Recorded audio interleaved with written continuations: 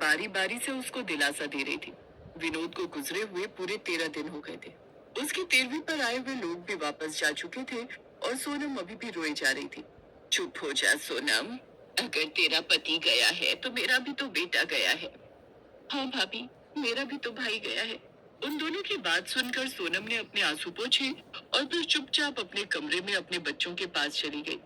अगले दिन सुबह विनोद के घर इंश्योरेंस वाले आए। विनोद ने 2-3 पॉलिसी अपने इंश्योरेंस की ली हुई थी और उसके ऑफिस से भी कुछ लोग आते हैं जो विनोद के नाम के जितने पैसे ऑफिस में थे वो सब सोनम को सौंप देते हैं। और 10 दिन के अंदर ही अंदर विनोद ने जितनी भी सिक्योरिटी के लिए पॉलिसी ली हुई थी उन सब का पैसा सोनम को मिल जाता है। देखा सोनम बेटी, जिसको जाना था वो चला गया। आगे इन दोनों बच्चों की तरफ देखो। ये जितना भी तुम्हें पैसा मिला है, मेरी बात मानो, सारा कैश करा लो। ये घर तो मेरे नाम है। हम यहाँ से चले जाएंगे, इसको बेच देंगे। अब हमारे पास इन 2 बच्चों के सिवा और कौन है? इनके उज्जवल भविष्य को देखना होगा। हाँ मम्मी जी, आप बिल्कुल ठीक कह रही हैं। इस घर में अब मेरा भी मन नहीं लगेगा। भाभी, आप बिल्कुल भी चिंता मत करो।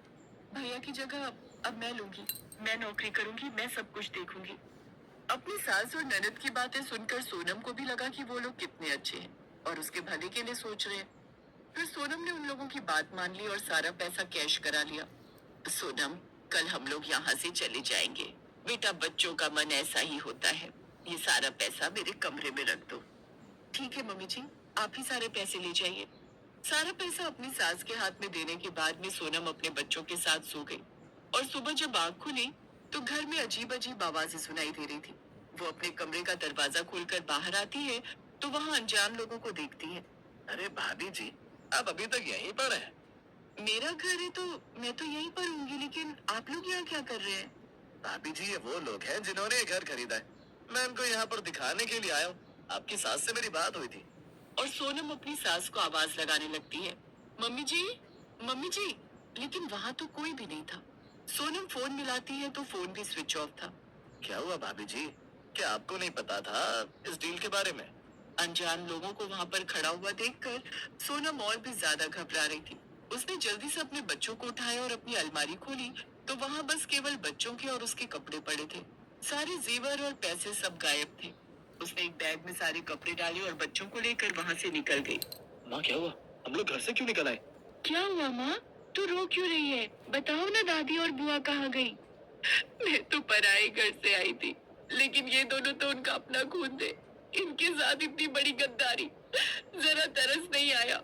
उन्हें पता था मेरे तो माँ बाप भी नहीं है। क्या रिश्तों पर पैसा इतना भारी होता है?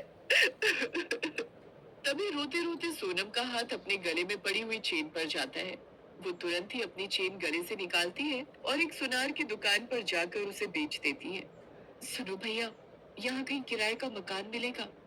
किराए का मकान बहन जी? एक काम करो, यहाँ से 2 गली आगे मैंने कल आते समय देखा था। वहाँ पर शायद किराए के लिए जगह खाली है। सोनम अपने बच्चों के साथ वहाँ पर जाती है। बाहर लिखा था कमरा किराए के लिए खाली है। सोनम बात करके कुछ पैसे कम कराती है और वो कमरा ले लेती है। माँ, अब यहाँ रहेंगे? हाँ बेटा, अब हम लोग यहीं रहेंगे। तुम दोनों यहीं बैठो, मैं तुम लोगों के लिए खाने पीने के लिए कुछ लेकर आती हूँ।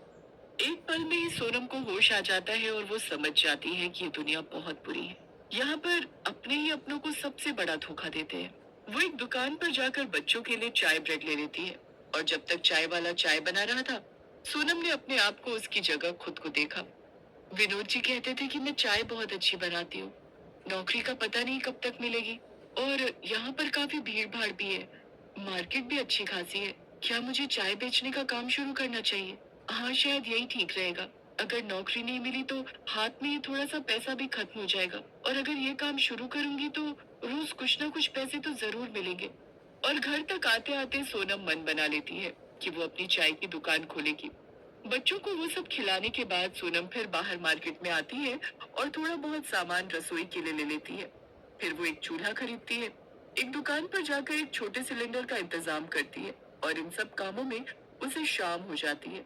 दोनों बच्चे डरे सहमे उस कमरे में बैठे हुए थे। अपनी माँ को आया देख वो दोनों उसके गले लगकर रोने लगते हैं। माँ, माँ तू कहाँ चली गई थी? हमें बहुत डर लग रहा था। बेटा, मैं तो इंतजाम करने के लिए गई थी कि शाम को कुछ बनाकर तुम्हें खिला दूंगी। डर क्यों रहे हो? यहाँ किसी ने तुम्हें कुछ कहा तो नहीं है ना? नहीं माँ, किसी ने कुछ नहीं कहा। बस हमें भी लगा आप भी दादी और बुआ की तरह हमें छोड़कर चली गई हो। ये तुम कैसी बातें कर रहे हो बेटा? भला मैं तुम दोनों को कैसे छोड़ सकती हूँ? चलो डरो मत, थोड़ा थोड़ा पानी पियो, तब तक मैं तुम लोगों के लिए खाने के लिए कुछ बनाती हूँ।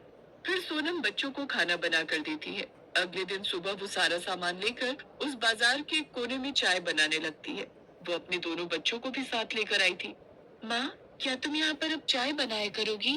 हाँ बेटा, मैं यहाँ पर चाय बनाया करूंगी, क्योंकि मुझे तुम लोगों को स्कूल भेजना है। बहुत दिन की छुट्टी हो चुकी है। तुम लोगों को पढ़ाना लिखाना भी तो है और कामयाब भी बनते हुए देखना है। माँ, हम तुम्हारे साथ हैं।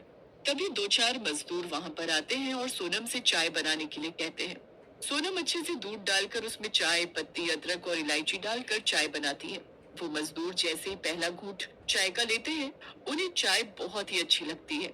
चाय तो बहुत बढ़िया थी। सुबह सुबह ऐसी चाय मिल जाए तो पूरा दिन शरीर में फुर्ती रहती है। ये बात तो तुमने बिल्कुल सच कही है। वाकई में चाय तो बहुत ही अच्छी है। सोनम को अच्छा लगता है। वो उन लोगों से पैसे ले लेती है। उसके बाद सोनम बच्चों के स्कूल में फोन करती है और उनकी प्रिंसिपल को सारी बात बता देती है। ये तो बहुत बुरा हुआ। आप चिंता मत कीजिए। आप बच्चों को 4 दिन बाद आराम से स्कूल भेजिए। मैडम, मैं जानती हूँ कि मैं फीस देने में थोड़ी लेट हो जाऊंगी, लेकिन मैं वादा करती हूँ मैं अपने बच्चों की फीस दे दिया करूंगी। बस आप मेरे बच्चों को कभी इस बात की भनक मत लगने देना। ठीक है, आप चिंता मत कीजिए।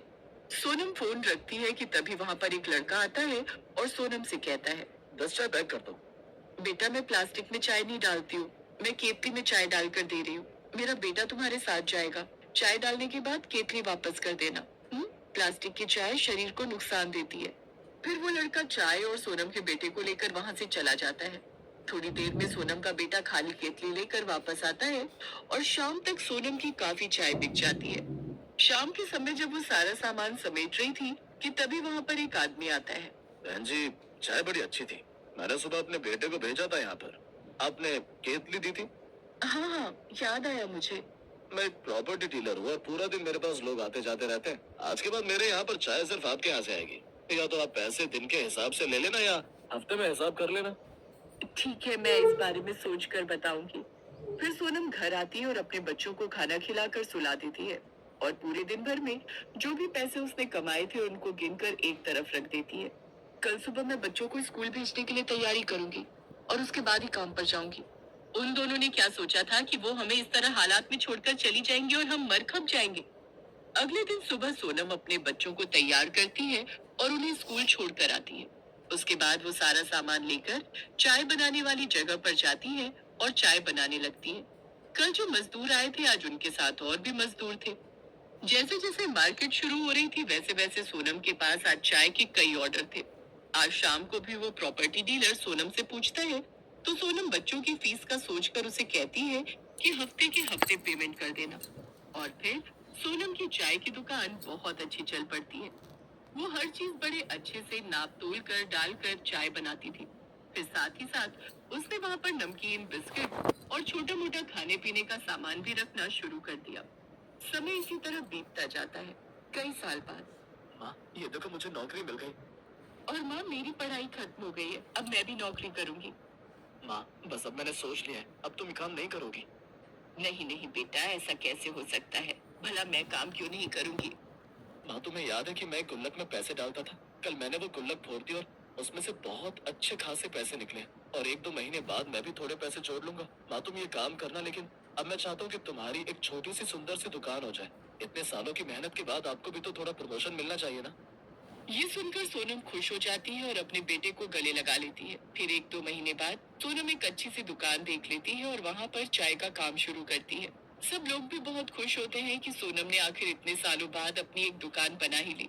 और अब सोनम अपने बच्चों के साथ खुशहाल जीवन बिताती है। रेखा